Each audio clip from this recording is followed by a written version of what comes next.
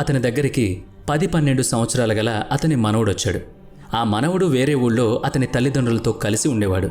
ఆ మనవడితో కలిసి ఆ వృద్ధుడు ఆడుతూ పాడుతూ బయటికి తీసుకువెళుతూ ఉన్నాడు. ఒకరోజు ఆ పిల్లాడు ఆ వృద్ధుడితో, తాత, పెద్దయిన తర్వాత నేను చాలా గొప్పవాడిని అవుతాను, కానీ ఎలా అవ్వాలి? నేను సక్సెస్ఫుల్గా ఉండాలి అంటే ఏం చెయ్యాలి అని అడిగాడు. అందుకు ఆ వృద్ధుడు ఒక చిరునవ్వు నవ్వి ఆ బాలుణ్ణి ఒక నర్సరీ దగ్గరికి తీసుకువెళ్ళాడు. ఆ నర్సరీలో ఒక 2 చిన్న చిన్న మొక్కలను కొని ఇంటికి తీసుకొచ్చాడు. అందులో ఒకదాన్ని తొట్టిలో పెట్టి ఇంటి లోపల ఉంచాడు. ఇంటి బయట మట్టిలో మరొక దాన్ని పాతిపెట్టాడు. మళ్ళీ ఆ బాలుడు అదే ప్రశ్న అడిగాడు.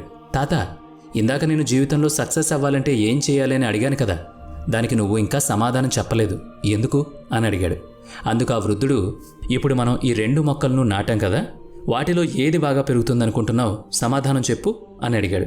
అందుకు ఆ పిల్లాడు కొంచెం సేపు ఆలోచించి, ఇందులో చెప్పడానికి ఏముంది తాత, ఇంట్లో పెట్టింది త్వరగా పెరుగుతుంది,